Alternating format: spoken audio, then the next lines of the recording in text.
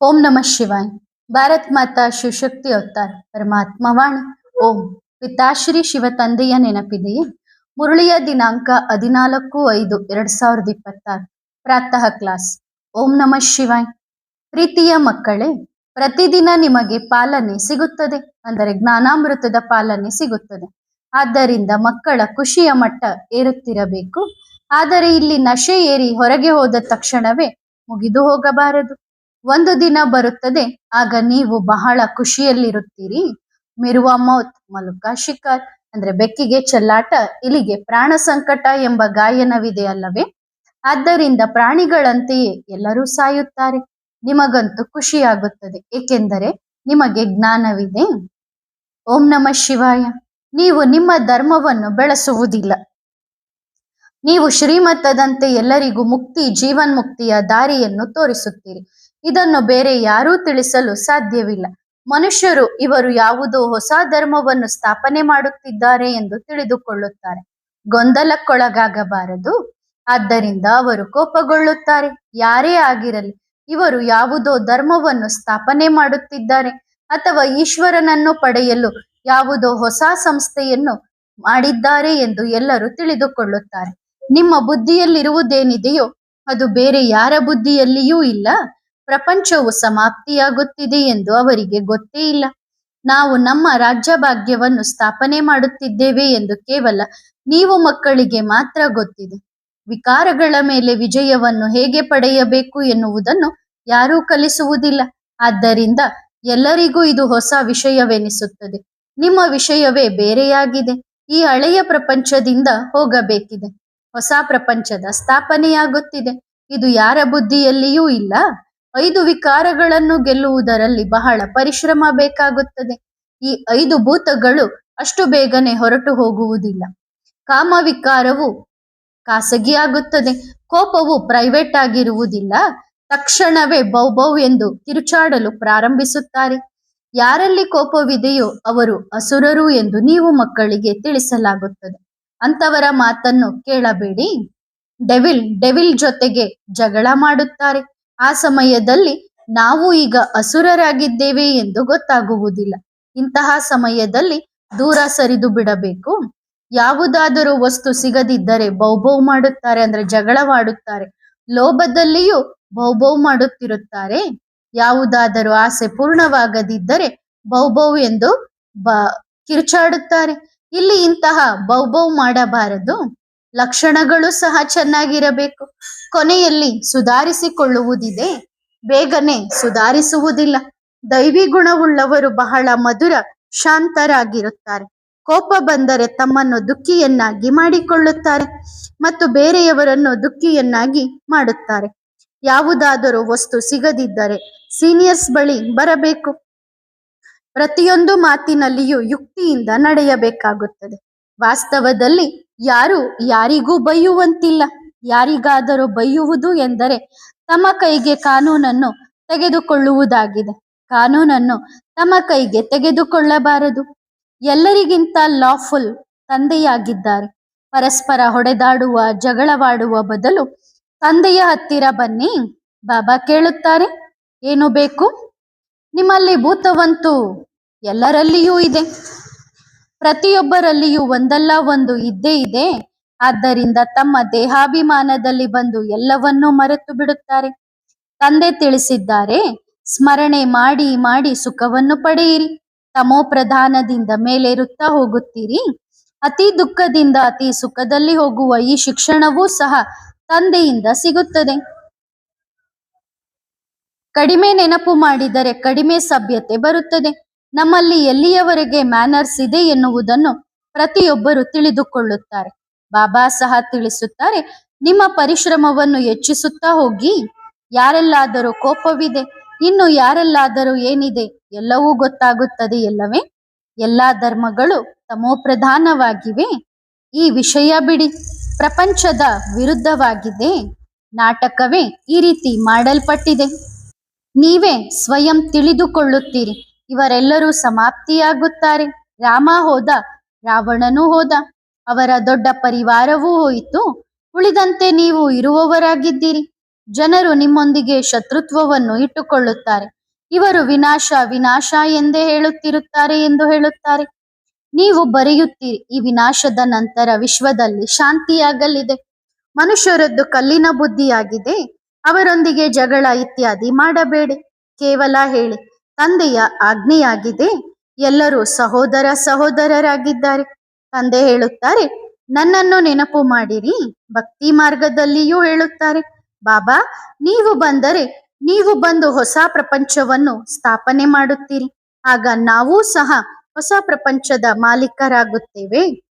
ಅವರಿಗೆ ಹೇಳಿ, ನಾವಂತೂ ಶಾಸ್ತ್ರಗಳನ್ನು ಓದಿದೆವು. ಈಗ ತಂದೆ ಹೇಳುತ್ತಾರೆ, ಕೇವಲ ನನ್ನೊಬ್ಬನನ್ನೇ ನೆನಪು ಮಾಡಿರಿ. ಆದ್ದರಿಂದ ನಾವು ತಂದೆಯ ಮಾತನ್ನೇ ಒಪ್ಪಬೇಕಾಗುತ್ತದೆ. ಶಿವ ಜಯಂತಿಯನ್ನು ಆಚರಿಸುತ್ತಾರೆ. ನಿಮ್ಮ ಬಳಿ ಎಷ್ಟೊಂದು ಜನರು ಬರುತ್ತಾರೆ. ಕೆಲವರು ತಕ್ಷಣವೇ ಬಹಳ ಚೆನ್ನಾಗಿ ಅರ್ಥ ಮಾಡಿಕೊಂಡು ಅಭಿಪ್ರಾಯವನ್ನು ಸಹ ಬರೆಯುತ್ತಾರೆ. ಯಾರೊಂದಿಗೂ ಜಗಳ ಇತ್ಯಾದಿ ಮಾಡಬಾರದು, ಬಹಳ ಪ್ರೀತಿಯಿಂದ ಹೇಳಬೇಕು. ಶಿವಬಾಬಾ ಬ್ರಹ್ಮನ ತನುವಿನ ಮೂಲಕ ಹೇಳುತ್ತಾರೆ, ಮನ್ಮನಾಭವ, ಇದು ಸಂಪೂರ್ಣ ನೇರವಾದ ಬಾಣವಾಗಿದೆ. ತಂದೆ ಹೇಳುತ್ತಾರೆ, ನನ್ನೊಂದಿಗೆ ಯೋಗವನ್ನಿಟ್ಟುಕೊಳ್ಳಿ, ಆಗ ನೀವು ಶ್ರೇಷ್ಠಾತಿ ಶ್ರೇಷ್ಠರಾಗುತ್ತೀರಿ. ಹೆಚ್ಚು ಕಿರಿಕಿರಿ ಮಾಡಿಕೊಳ್ಳಬೇಡಿ. ತಂದೆಯಂತೂ ಹೇಳುತ್ತಾರೆ, ನಾನು ನಿಮಗೆ ರಹಸ್ಯದ ವಿಷಯಗಳನ್ನು ತಿಳಿಸುತ್ತೇನೆ. ಇದನ್ನು ಯಾರು ಅರ್ಥ ಮಾಡಿಕೊಳ್ಳಲು ಸಾಧ್ಯವಿಲ್ಲವೋ ಅವರು ಹೇಳುತ್ತಾರೆ, ಪ್ರತಿದಿನ ಇವರು ಒಂದೇ ಮಾತನ್ನು ತಿಳಿಸುತ್ತಾರೆ, ಆದ್ದರಿಂದ ಹೋಗುವುದನ್ನೇ ಬಿಟ್ಟು ಬಿಡಬೇಕು ಎನ್ನುತ್ತಾರೆ. ಇನ್ನು ಕೆಲವರು ಕ್ರಿಮಿನಲ್ ದೃಷ್ಟಿ ಎಷ್ಟಿರುತ್ತದೆಂದರೆ ಬಿಡುವುದೇ ಇಲ್ಲ, ಸತ್ತರೂ ಸಹ ಬಿಡುವುದಿಲ್ಲ. ಆಗ ಮತ್ತೆ ಮಾಯೆಯ ಕಡೆಗೆ ಹೊರಟು ಹೋಗುತ್ತಾರೆ. ನೀವು ಪ್ರತಿಯೊಬ್ಬರ ನಡವಳಿಕೆಯಿಂದ ತಿಳಿದುಕೊಳ್ಳಬಹುದು, ಬಾಬಾ ಸಹ ತಿಳಿದುಕೊಳ್ಳಬಹುದು. ತಮ್ಮ ತಪ್ಪನ್ನು ಹೇಳುವವರು ಬಹಳ ಜನರಿದ್ದಾರೆ. ಬಾಬಾರವರ ಜ್ಞಾನ ಎಂತಹದ್ದೆಂದರೆ ಕಾಮ್ ಕಾರ್ಡೆ ದಿಲ್ ಯಾರ್ಡೆ, ಅಂದ್ರೆ ಕೈಯಿಂದ ಕೆಲಸ ಮಾಡುತ್ತಿದ್ದರು, ಬುದ್ಧಿಯಿಂದ ತಂದೆಯನ್ನು ನೆನಪು ಮಾಡಬೇಕು. ತಂದೆಯನ್ನು ನೆನಪು ಮಾಡುತ್ತೀರಿ, ಮಧುರರಾಗುತ್ತಾ ಹೋಗಿ. ಇದರಲ್ಲಿ ಸಹನಶೀಲತೆ ಬಹಳ ಬೇಕು. ಸಹನೆ ಮಾಡಿಕೊಳ್ಳದಿದ್ದರೆ ತಕ್ಷಣವೇ ಬೌಬೌ ಮಾಡಲು ಪ್ರಾರಂಭಿಸುತ್ತಾರೆ. ಒಂದೇ ಮಾತನ್ನು ತಿಳಿಸಿ ಬಿಟ್ಟು ಬಿಡಿ. ಗಾಡ್ ಫಾದರ್ ಯಾರು ಎಲ್ಲರ ತಂದೆಯಾಗಿದ್ದಾರೋ ಅವರು ಹೇಳುತ್ತಾರೆ, ನನ್ನಿಂದ ಆಸ್ತಿಯನ್ನು ಪಡೆಯಬೇಕೆಂದರೆ ನನ್ನನ್ನು ನೆನಪು ಮಾಡಿ. ಎಲ್ಲರೂ ತಿಳಿಸುವವರು ಒಂದೇ ರೀತಿಯಾಗಿರುವುದಿಲ್ಲ. ಕೆಲವರಂತೂ ಮಾತನಾಡುವ ಬುದ್ಧಿಯೂ ಸಹ ಇಲ್ಲ. ದೇಹಾಭಿಮಾನ ಅಷ್ಟು ಕಠಿಣವಾಗಿದೆ. ತಂದೆಯನ್ನು ನೆನಪು ಮಾಡಿದರೆ ದೇಹಾಭಿಮಾನ ಕಡಿಮೆಯಾಗುತ್ತದೆ. ವಿಜಯ ಇದರಲ್ಲಿಯೇ ಇದೆ. ನೀವು ಮಕ್ಕಳು ಎಂತಹ ಯೋಧರಾಗಿದ್ದೀರಿ. ಸದಾ ಖುಷಿಯೇ ಖುಷಿಯಾಗಿದೆ. ಅವರ ಸೋಲು ಗೆಲುವು ಅದೃಷ್ಟದ ಮೇಲಿದೆ. ನಿಮಗಂತೂ ತಂದೆ ಸಹಜ ದಾರಿಯನ್ನು ತೋರಿಸಿದ್ದಾರೆ. ತಂದೆಯನ್ನು ನೆನಪು ಮಾಡಿದರೆ ಸ್ವರ್ಗಕ್ಕೆ ಹೋಗುತ್ತೀರಿ. ಸ್ವರ್ಗಕ್ಕಂತೂ ಹೋಗಲೇಬೇಕಿದೆ. ಇದಂತೂ ಪಕ್ಕಾ ಆಗಿದೆ ಅಲ್ಲವೇ? ನಿಮ್ಮ ಅಟಮಿಕ್ ಬಾಂಬ್ಸ್ ಇತ್ಯಾದಿ ನೆನಪಿನ ಯಾತ್ರೆಯಾಗಿದೆ. ನಿಮಗಾಗಿ ಎಷ್ಟೊಂದು ಸಹಜವಾಗಿದೆ. ನೀವು ಪ್ರಪಂಚದಲ್ಲಿಯೇ ಅತ್ಯುನ್ನತ ಸೈನಿಕರಾಗಿದ್ದೀರಿ, ಅಂದ್ರೆ ಆತ್ಮಿಕ ಸೈನಿಕರಾಗಿದ್ದೀರಿ. ಆದ್ದರಿಂದ ನೀವು ಸದಾ ಹರ್ಷಿತರಾಗಿರಬೇಕು. ನಾವು ಕಾಯಿಲೆಯಲ್ಲಿದ್ದೇವೆ, ಅರ್ಧ ಸತ್ತಂತಿದ್ದೇವೆ ಎಂದರೂ ಸಹ ಶಿವ ಬಾಬಾರವರನ್ನು ನೆನಪು ಮಾಡುವುದರಿಂದ ದೊಡ್ಡ ಬಾಂಬ್ಸ್ ಹಾಕುತ್ತಿರುತ್ತೀರಿ. ಕಾಯಿಲೆಯಲ್ಲಿ ಇನ್ನಷ್ಟು ಮಹಾವೀರರಾಗುತ್ತೀರಿ. ನೆನಪಿನಿಂದಲೇ ನೀವು ವಿಶ್ವದ ಮೇಲೆ ಅಧಿಕಾರವನ್ನು ಪ್ರಾಪ್ತಿ ಮಾಡಿಕೊಳ್ಳುತ್ತೀರಿ. ಬೇರೆ ಯಾವುದೇ ತೊಂದರೆಯ ಮಾತೇ ಇಲ್ಲ. ತಂದೆ ಹೇಳುತ್ತಾರೆ, ತಿರುಗಾಡಿ ಓಡಾಡಿ ನೆನಪು ಮಾಡುತ್ತೀರಿ. ತಂದೆಯನ್ನು ನೆನಪು ಮಾಡುವುದಿಲ್ಲ ಎಂದರೆ ಆಯುಧವನ್ನು ಚಲಾಯಿಸುತ್ತಿಲ್ಲ ಎಂದರ್ಥ. ಕಲ್ಪಕಲ್ಪವು ನಾವು ಹೀಗೆಯೇ ರಾಜ್ಯವನ್ನು ಪಡೆಯುತ್ತೇವೆ ಎಂದು ತಿಳಿದುಕೊಳ್ಳುತ್ತೀರಿ. ನಮ್ಮ ಯೋಗ ಬಲದ ಯುದ್ಧ ಎಂತಹದ್ದೆಂದರೆ ಎಲ್ಲರೂ ಸಮಾಪ್ತಿಯಾಗುತ್ತಾರೆ, ಉಳಿದಂತೆ ಸ್ವಲ್ಪ ಜನರು ಹೋಗಿ ಉಳಿಯುತ್ತಾರೆ. ವಿಶ್ವದಲ್ಲಿ ಶಾಂತಿಗಾಗಿ ಮನುಷ್ಯರು ಎಷ್ಟೊಂದು ತಲೆ ಕೆಡಿಸಿಕೊಳ್ಳುತ್ತಿರುತ್ತಾರೆ. ಯಾರು ಸಲಹೆ ಕೊಡುತ್ತಾರೋ ಅವರಿಗೆ ಬಹುಮಾನವೂ ಕೊಡುತ್ತಾರೆ. ನೀವು ಮಕ್ಕಳು ಏನು ಮಾಡುತ್ತೀರಿ? ಪ್ರೀತಿಯ ತಂದೆಯನ್ನು ನೆನಪು ಮಾಡುತ್ತೀರಿ. ಪಾರಲೌಕಿಕ ತಂದೆಯನ್ನು ನೆನಪು ಮಾಡುವುದರಿಂದಲೇ ನಿಮ್ಮ ದೋಣಿ ಪಾರಾಗುತ್ತದೆ. ಆದರೆ ಮಾಯೆ ಎಷ್ಟು ಶಕ್ತಿಶಾಲಿಯಾಗಿದೆ ಎಂದರೆ ನೆನಪು ಮಾಡಲು ಬಿಡುವುದಿಲ್ಲ. ದೊಡ್ಡ ದೊಡ್ಡ ಒಳ್ಳೊಳ್ಳೆಯ ಮಹಾರಥಿಗಳು ಸೆಂಟರ್ಸ್ನ ಹೆಡ್ಸ್ ಆಗಿದ್ದಾರೆ. ಆದರೆ ನೆನಪಿನ ಗುಂಡನ್ನು ಆರಿಸುವುದೇ ಇಲ್ಲ.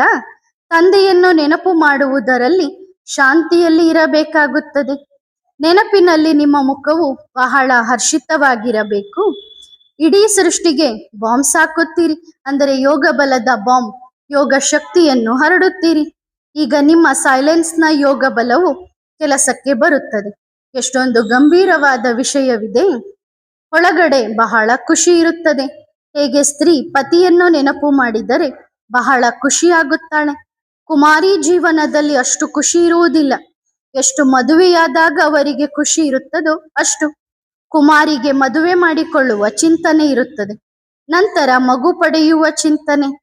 ನಿಮಗೀಗ ತಂದೆಯನ್ನು ನೆನಪು ಮಾಡಿ ಸ್ವರ್ಗದ ಬಾದುಷಾಹಿಯನ್ನು ಪಡೆಯುವುದಿದೆ. ಅವರು ಪತಿಯನ್ನು ನೆನಪು ಮಾಡಿ ನರಕವಾಸಿಯಾಗುತ್ತಾರೆ. ನೀವು ತಂದೆಯನ್ನು ನೆನಪು ಮಾಡಿ ಸ್ವರ್ಗವಾಸಿಯಾಗುತ್ತೀರಿ. ಎಷ್ಟೊಂದು ವ್ಯತ್ಯಾಸವಿದೆ. ತಂದೆಯನ್ನು ನೆನಪು ಮಾಡಿ ಸ್ವರ್ಗದ ಮಾಲೀಕತನವನ್ನು ಪಡೆದುಕೊಳ್ಳುತ್ತೀರಿ. ಆದ್ದರಿಂದ ಒಳಗಡೆ ಖುಷಿ ಇರುತ್ತದೆ. ತಂದೆ ಹೇಳುತ್ತಾರೆ, ನೆನಪು ಮಾಡದಿದ್ದರೆ ಫೇಲ್ ಆಗುತ್ತೀರಿ. ದಲ್ಲಾಳಿ ಇದ್ದಾರಲ್ಲವೇ, ಸದ್ಗುರು ದಲ್ಲಾಳಿಯ ರೂಪದಲ್ಲಿ ಸಿಕ್ಕಿದ್ದಾರೆ. ವ್ಯಾಪಾರವಂತೂ ಇವರೇ ಮಾಡಿಸುತ್ತಾರೆ. ಬೇಹದ್ದಿನ ತಂದೆ ಹೇಳುತ್ತಾರೆ, ಭಗವಾನುವಾಚ, ನನ್ನನ್ನು ನೆನಪು ಮಾಡಿದರೆ ನಿಮ್ಮ ಪಾಪಗಳು ಭಸ್ಮವಾಗುತ್ತವೆ. ನೆನಪಿನಿಂದಲೇ. ಹೇಗೆಂದರೆ ಓಟವನ್ನು ಸರಿಯಾಗಿ ಓಡುತ್ತೀರಿ. ನಿಮ್ಮ ಲಾಟರಿ ಆಗಿದೆ. ಎಷ್ಟು ಹೆಚ್ಚು ನೆನಪಿನ ಯಾತ್ರೆ ಮಾಡುತ್ತೀರೋ ಅಷ್ಟು ಬಹುಮಾನ ಸಿಗುತ್ತದೆ. ವಿಶ್ವದ ಮಾಲೀಕತನವನ್ನು ಪಡೆಯಲು ಬೇಗ ಬೇಗನೆ ಹೋಗಬೇಕಿದೆ. ನರಕದಿಂದ ಸ್ವರ್ಗಕ್ಕೆ, ಹಳೆಯ ಪ್ರಪಂಚದಿಂದ ಹೊಸ ಪ್ರಪಂಚಕ್ಕೆ ಹೋಗುವ ಈಶ್ವರಿಯ ಓಟ ಇದಾಗಿದೆ. ಆತ್ಮ ಹೇಗೆ ಯಾತ್ರೆ ಮಾಡುತ್ತದೆ?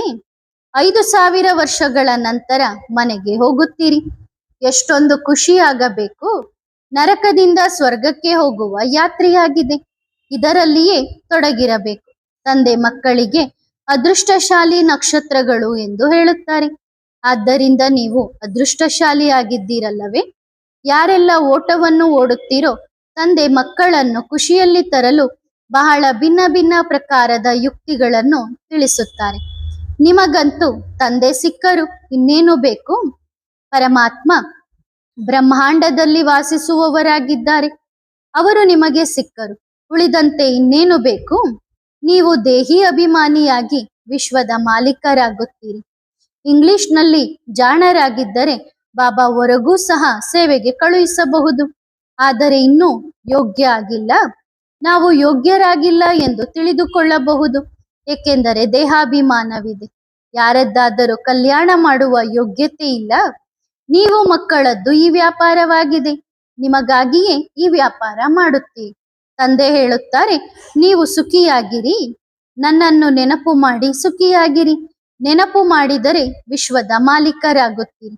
ಇದಕ್ಕಿಂತ ಸುಲಭವಾದ ವ್ಯಾಪಾರ ಬೇರೆ ಯಾವುದೂ ಇರುವುದೇ ಇಲ್ಲ. ಈ ವ್ಯಾಪಾರದಿಂದ ನಾವು ಸದಾ ಸುಖಿಯಾಗುತ್ತೇವೆ ಎಂದು ತಿಳಿದುಕೊಳ್ಳುತ್ತೀರಿ. ಯಾವುದೇ ಪರಿಶ್ರಮದ ಮಾತೇ ಇಲ್ಲ. ಕೇವಲ ನೆನಪು ಮಾಡಬೇಕಿದೆ. ತಂದೆ ಎಷ್ಟೊಂದು ಸುಲಭದ ವ್ಯಾಪಾರವನ್ನು ಕೊಡುತ್ತಾರೆ. ಮಧುರಾತಿ ಮಧುರ ಮಕ್ಕಳು ಶ್ರೀಮತದಂತೆ ನಡೆಯಬೇಕು. ಶ್ರೀಮತದಂತೆ ನಡೆಯದೇ ಇರುವವರು ಬಹಳ ಜನರಿದ್ದಾರೆ. ಅವರು ಮರೆತು ಬಿಡುತ್ತಾರೆ. ಅರ್ಧದಷ್ಟು ಮಕ್ಕಳನ್ನು ಮಾಯೆ ಗೆದ್ದು ಬಿಡುತ್ತದೆ. ಮೇಲೆ ಏಳಲು ಬಿಡುವುದಿಲ್ಲ. ಎಂತಹ ಏಟನ್ನು ಜೋರಾಗಿ ಹೊಡೆಯುತ್ತದೆ ಎಂದರೆ ಸಂಪೂರ್ಣವಾಗಿ ಕೆಳಗೆ ಬೀಳಿಸಿ ಬಿಡುತ್ತದೆ. ಅದೃಷ್ಟದಲ್ಲಿ ಇಲ್ಲವೆಂದರೆ ಸ್ವಲ್ಪವೂ ಜ್ಞಾನ ಬುದ್ಧಿಯಲ್ಲಿ ಕೂರುವುದಿಲ್ಲ. ಇಲ್ಲಿ ನೀವು ನಿಮ್ಮ ಅದೃಷ್ಟವನ್ನು ಬಹಳ ಶ್ರೇಷ್ಠವಾಗಿ ಮಾಡಿಕೊಳ್ಳಲು ಬಂದಿದ್ದೀರಿ. ಶಾಲೆಯಲ್ಲಿ ಅದೃಷ್ಟವನ್ನು ಮಾಡಿಕೊಳ್ಳಲು ಹೋಗುತ್ತಾರಲ್ಲವೇ, ಇದು ಪಾಠಶಾಲೆಯಾಗಿದೆ. ಎಷ್ಟೊಂದು ಅದೃಷ್ಟ ತಯಾರಾಗುತ್ತದೆ. ಆದ್ದರಿಂದ ಎಷ್ಟು ಗಮನ ಕೊಟ್ಟು ಆಸಕ್ತಿಯಿಂದ ಓದಬೇಕು. ಅವರು ಪರಸ್ಪರ ಹೊಡೆದಾಡುತ್ತಾರೆ. ಒಬ್ಬರಿಗೊಬ್ಬರು ಎಷ್ಟೊಂದು ಶಕ್ತಿಯನ್ನು ತೋರಿಸುತ್ತಾರೆ. ನಾವು ಗೆಲ್ಲುತ್ತೇವೆ ಎಂದು ತಿಳಿದುಕೊಳ್ಳುತ್ತಾರೆ. ಎಲ್ಲರೂ ಪರಸ್ಪರ ಹೊಡೆದಾಡುತ್ತಾರೆ. ಇದಂತೂ ಅವಶ್ಯವಾಗಿ ಇದೆ. ದಿನ ಪ್ರತಿದಿನ ಇದು ಇನ್ನೂ ಜಾಸ್ತಿ ಆಗುತ್ತದೆ. ಈಗ ಕೇವಲ ಯುದ್ಧ ಶುರುವಾಯಿತು ಎಂದು ತಿಳಿದುಕೊಳ್ಳುತ್ತಾರೆ. ಅವರ ಒಳಗಡೆ ನಾನು ಗೆಲ್ಲುತ್ತೇನೆ, ನಾನು ಶಕ್ತಿಶಾಲಿ ಆಗಿದ್ದೇನೆ ಎಂದಿರುತ್ತದೆ. ಕ್ರಿಶ್ಚಿಯನ್ಸ್ಗಳು ಪರಸ್ಪರ ಹೊಡೆದಾಡುತ್ತಿರುತ್ತಾರೆ. ಅವರಲ್ಲಿ ಶಕ್ತಿ ಬಹಳಷ್ಟಿದೆ. ಕ್ರಿಶ್ಚಿಯನ್ಸ್ ಬಳಿಯೇ ಬಾಂಬ್ಸ್ ಇತ್ಯಾದಿಗಳಿವೆ. ಇದರ ಮೇಲೆ ಬಹಳ ಖರ್ಚಾಗುತ್ತದೆ.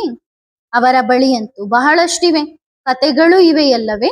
ಇಬ್ಬರು ಪರಸ್ಪರ ಜಗಳವಾಡಿದ್ದರು ಮತ್ತು ಬೆಣ್ಣೆಯನ್ನು ಮಧ್ಯದಲ್ಲಿರುವ ಮೂರನೆಯವನು ತಿಂದನು. ಕೃಷ್ಣನ ಬಾಯಲ್ಲಿ ಚಂದ್ರನನ್ನು ತೋರಿಸುತ್ತಾರೆ. ತಂದೆ ಹೇಳುತ್ತಾರೆ, ಈ ಇಡೀ ಸೃಷ್ಟಿಯ ರಾಜಧಾನಿ ಅವರ ಬಾಯಲ್ಲಿದೆ. ದೊಡ್ಡ ರಾಜಧಾನಿಯಾಗಿದೆಯಲ್ಲವೇ. ವಿಚಾರ ಮಾಡಿ, ಕಲ್ಪಕಲ್ಪವೂ ನಾವು ರಾಜಧಾನಿಯನ್ನು ಪಡೆಯುತ್ತೇವೆ. ಮಕ್ಕಳಿಗೆ ಒಳಗಡೆ ಬಹಳ ಖುಷಿ ಇರಬೇಕು. ತಂದೆಯ ಸೇವೆ ಮಾಡಬೇಕಿದೆ. ನಾಟಕವು ನಮ್ಮಿಂದ ಅವಶ್ಯವಾಗಿ ಮಾಡಿಸುತ್ತದೆ. ಬಾಯಲ್ಲಿ ಇಡೀ ವಿಶ್ವದ ಮಾಲೀಕತನದ ಬೆಣ್ಣೆ ಇದೆ. ಆದ್ದರಿಂದ ಎಷ್ಟೊಂದು ಖುಷಿಯಾಗಬೇಕು. ನಾವು ವಿಶ್ವದ ಮಾಲೀಕರಾಗುತ್ತೇವೆ.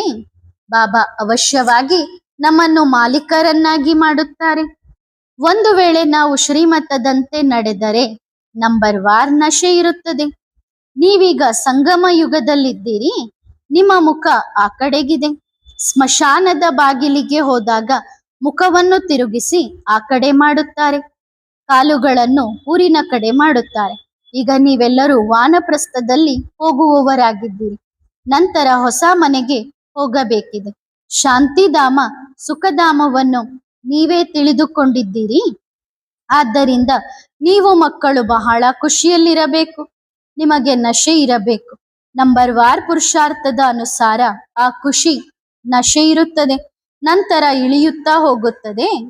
ಈ ನಶೆ ಬೇರೆ ಯಾವುದೂ ಅಲ್ಲ, ಇದು ಸುಖಧಾಮಕ್ಕೆ ಹೋಗುವ ನಶೆಯಾಗಿದೆ. ಭಾರತ ನಿನ್ನೆ ಏನಿತ್ತು, ಇಂದು ಏನಾಗಿದೆ ಎಂದು ನಿಮಗೆ ಗೊತ್ತಿದೆ. ನಾವೇ ಸೂರ್ಯವಂಶಿ ಚಂದ್ರವಂಶಿಗಳಾದೆವು. ಇದು ಆಟವಾಗಿದೆ. ಈಗ ನೀವು ನಿಮ್ಮ ವತನದ ಕಡೆಗೆ ಹೊರಟಿದ್ದೀರಿ. ಶಾಂತಿಧಾಮ, ಸುಖಧಾಮ ನಿಮ್ಮ ವತನವಾಗಿದೆ. ಇಲ್ಲಿ ನೀವು ಪರಕೀಯರ ರಾಜ್ಯದಲ್ಲಿದ್ದೀರಿ. ಈಗ ತಮ್ಮ ರಾಜ್ಯ ಸಿಗುತ್ತದೆ ಎಂದರೆ ಅದನ್ನು ಪಡೆದುಕೊಳ್ಳಬೇಕು. ಪ್ರತಿದಿನ ನಿಮಗೆ ಜ್ಞಾನದ ಪಾಲನೆ ಸಿಗುತ್ತದೆ. ಆದ್ದರಿಂದ ಮಕ್ಕಳ ಖುಷಿಯ ಮಟ್ಟ ಏರಬೇಕು. ಆದರೆ ಇಲ್ಲಿ ನಶೆ ಏರಿ ಹೊರಗೆ ಹೋದ ತಕ್ಷಣವೇ ಆ ನಶೆ ಸಮಾಪ್ತಿಯಾಗಬಾರದು. ಒಂದು ದಿನ ಬರುತ್ತದೆ, ಆಗ ನೀವು ಮಕ್ಕಳು ಬಹಳ ಖುಷಿಯಲ್ಲಿರುತ್ತೀರಿ. ಬೆಕ್ಕಿಗೆ ಚೆಲ್ಲಾಟ, ಇಲಿಗೆ ಪ್ರಾಣ ಸಂಕಟ ಎಂಬ ಗಾಯನವೂ ಇದೆಯಲ್ಲವೇ. ಆದ್ದರಿಂದ ಪ್ರಾಣಿಗಳಂತೆಯೇ ಎಲ್ಲರೂ ಸಾಯುತ್ತಾರೆ.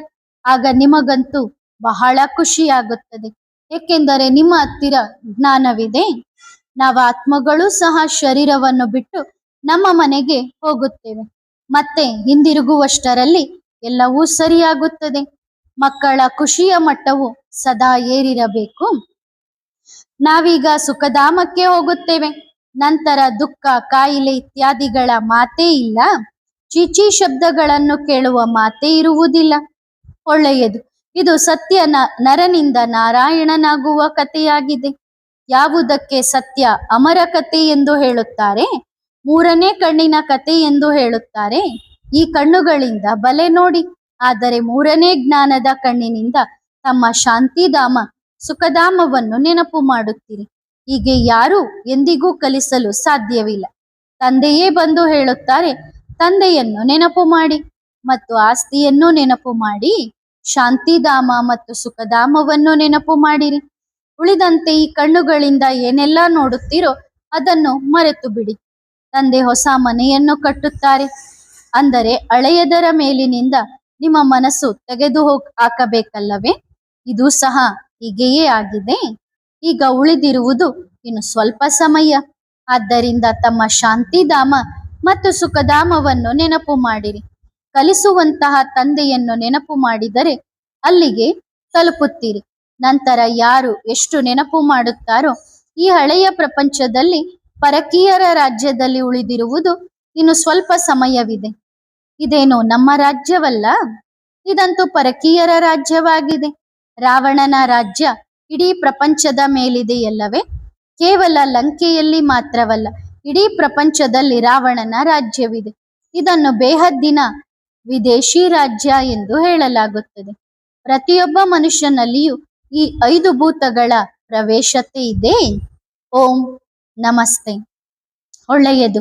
ಆತ್ಮಿಕ ಮಕ್ಕಳಿಗೆ ಆತ್ಮಿಕ ಬಾಪ್ ದಾದಾರವರ ನೆನಪು, ಪ್ರೀತಿ ಮತ್ತು ಗುಡ್ ಮಾರ್ನಿಂಗ್. ಆತ್ಮಿಕ ಮಕ್ಕಳು ಆತ್ಮಿಕ ತಂದೆಗೆ ಮಾಡುವ ನೆನಪು, ಪ್ರೀತಿ ಮತ್ತು नमस्ते नमस्ते नमस्ते। ಧನ್ಯವಾದ ಬಾಬಾ, ಶುಕ್ರಿಯಾ. ವರದಾನ: ಬ್ಲಿಸ್ಫುಲ್ ಭವ. ಸದಾ ಸ್ನೇಹ ಮತ್ತು ಶಕ್ತಿ ಸ್ವರೂಪದ ಬ್ಯಾಲೆನ್ಸ್ ಇರುತ್ತದೆಯೇ? ಯಾವ ಮಕ್ಕಳು ಬ್ಯಾಲೆನ್ಸ್ ಇಟ್ಟುಕೊಳ್ಳುತ್ತಾರೋ ತಂದೆ ಅವರಿಗೆ ಸದಾ ಬ್ಲಿಸ್ಫುಲ್ ಎಂಬ ವರದಾನವನ್ನು ಕೊಡುತ್ತಾರೆ. ಅವರಿಗೆ ಸರ್ವರಿಂದ ಬ್ಲೆಸ್ಸಿಂಗ್ಸ್ ಸ್ವತಃ ಪ್ರಾಪ್ತಿಯಾಗುತ್ತದೆ. ಆದ್ದರಿಂದ ಬ್ರಾಹ್ಮಣ ಜೀವನದಲ್ಲಿ ಯಾವ ಯಾವ ಮಾತುಗಳ ಬ್ಯಾಲೆನ್ಸ್ ಇಟ್ಟುಕೊಳ್ಳಲಾಗುತ್ತದೆ ಎನ್ನುವುದನ್ನು ಮನನ ಮಾಡಿರಿ. ಆದ್ದರಿಂದ ಬ್ಯಾಲೆನ್ಸ್ ಇಟ್ಟುಕೊಳ್ಳುವುದನ್ನು ಕಲಿಯಿರಿ ಮತ್ತು ತಂದೆಯಿಂದ ವರದಾನಗಳ ಅಧಿಕಾರಿಯಾಗಿರಿ. ಒಳ್ಳೆಯದು. ಓಂ ನಮಃ ಶಿವಾಯ.